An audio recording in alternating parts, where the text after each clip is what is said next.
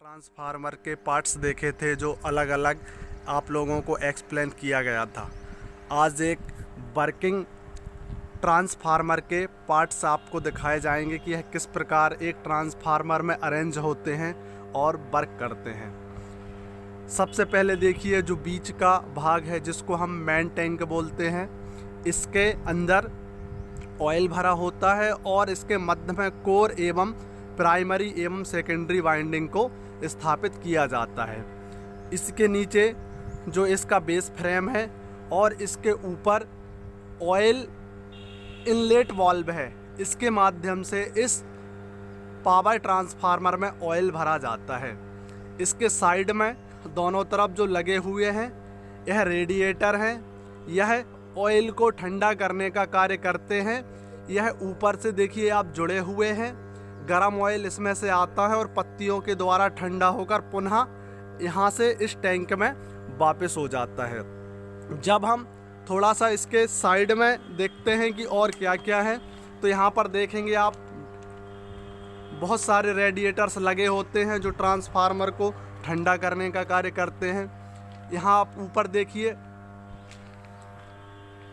यहाँ देखिए जो रॉड गई है इसको अर्थिंग रॉड बोलते हैं और यह जो रॉड होती है यह ट्रांसफार्मर के न्यूट्रल से निकल कर आती है और उसको यहाँ पर ज़मीन में ग्राउंड किया जाता है।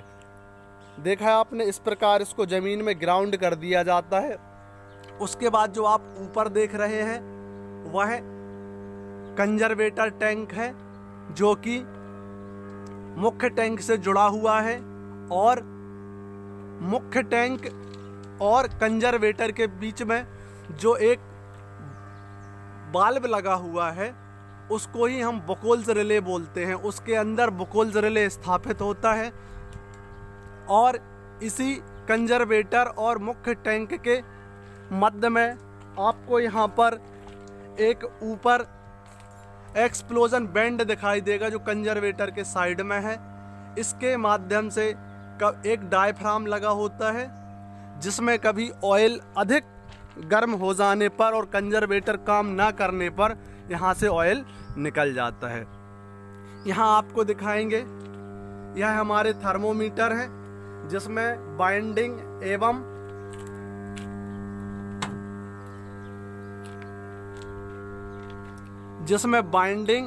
एवं ऑयल टेम्परेचर दिखाया जाता है।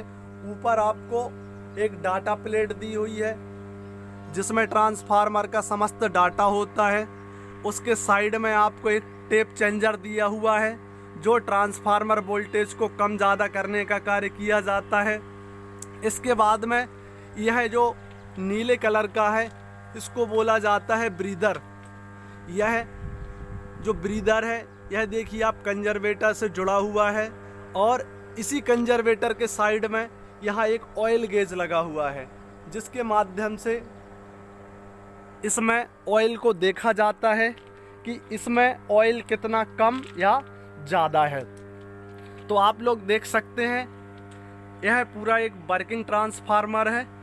यहाँ पर आप देखेंगे बकोल्स रिले कंजर्वेटर और मुख्य टैंक के बीच में लगा हुआ है, ठीक। और यहाँ भी आप देखेंगे इस तरफ कंजर्वेटर में एक ऑयल गेज लगा हुआ है जो ऑयल गेज आपको बताता है कि प्रेजेंट में अभी कंजर्वेटर में कितना ऑयल है। इसके साथ ही साथ आपने एक अर्थिंग देखी जो कि न्यूट्रल से थी, हम आपको दूसरी अर्थिंग यहाँ पर दिखा रहे हैं जो कि यहाँ पर बॉडी से की गई है ट्रांसफार्मर की। ये देखिए, तो आपने पहले भी देखा है कि ट्रांसफार्मर में दो अर्थिंग होती हैं।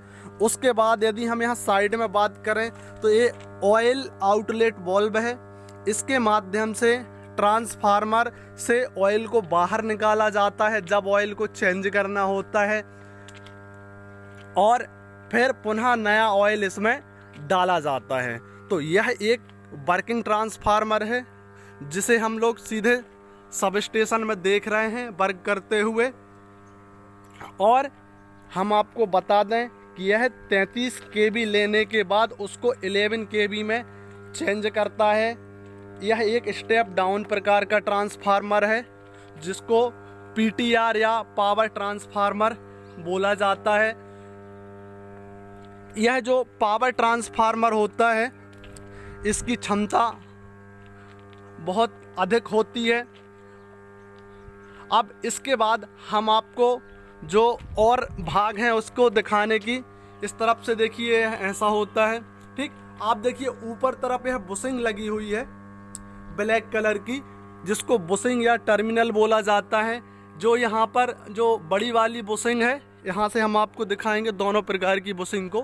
ठीक, ये देखिए ऊपर तरफ जो बड़ी वाली बुशिंग है यह 33 kV से आई हुई है, और जो छोटी वाली बुशिंग है वह 11 kV के लिए गई हुई है। तो आप यहाँ से देख सकते हैं बुशिंग को ऊपर ट्रांसफार्मर के ऊपर जो स्थापित है। तो यह 33/11 पावर ट्रांसफार्मर है। यहाँ इसके बारे में देखिए कुछ जानकारी लिखी हुई है कि यह कब रखा गया था, इसकी क्षमता कितनी है, और ये कितने MVA का है। जो हमारे छोटे ट्रांसफार्मर होते हैं उनकी रेटिंग जनरली KVA में होती है, लेकिन यह एक पावर ट्रांसफार्मर है जिसकी रेटिंग आपको यहाँ पर MVA में देखने के लिए मिलेगी। यहाँ से आप देखिए एक्सप्लोजन बैंड को बहुत अच्छे से देख सकते हैं। ये एक्सप्लोजन बैंड इस तरह लगा रहता है, और यहाँ यही वाल्व आप आगे चल के देखेंगे कि कंजर्वेटर और मुख्य टैंक को जोड़ता है। तो आप लोगों ने देखा कि इस प्रकार से ट्रांसफार्मर में पार्ट्स को अरेंज किया जाता है। जो पार्ट्स आप लोगों ने अभी अलग अलग देखे थे उनको आप लोग इस प्रकार से देख सकते हैं। यह देखिए, और इनको समझ सकते हैं कि कैसे एक ट्रांसफार्मर में सभी पार्ट अरेंज किए जाते हैं और वह वर्क करते हैं। तो आप लोग ने देखा। इसमें यदि किसी को कोई क्वेश्चन है तो वह बाद में पूछ सकता है। ओके, आप लोगों ने अभी पावर ट्रांसफार्मर को देखा। उसके बाद यह भी एक स्टेप डाउन ट्रांसफार्मर है जो 11 kV लेने के बाद आपको 440 वोल्ट आउटपुट में देता है। इसके बारे में भी हम आपको कुछ जानकारी देते हैं। सबसे पहले यहाँ पर देखिए, इसके टॉप में आपको 11 kV के जंपर दिखेंगे कि इसमें जो 11 kV आई है। उसके थोड़ा नीचे आप जाएंगे तो यहाँ पर DO सेट डले हैं, और DO सेट के बाद उन्हीं जंपर को ट्रांसफार्मर के अंदर फॉरवर्ड कर दिया गया है।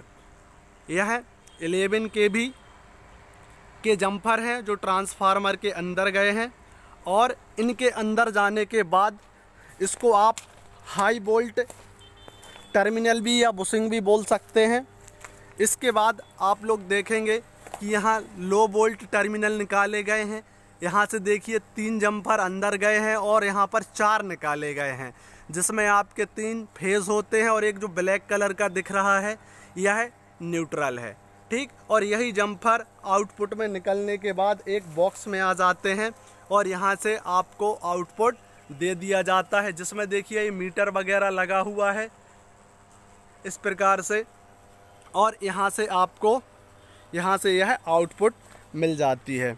यह एक स्टेप डाउन प्रकार का ट्रांसफार्मर है, जिसमें आपको घर के लिए जो आप सप्लाई यूज करते हैं सिंगल फेज़ और 3 फेज़, उसको दिया जाता है।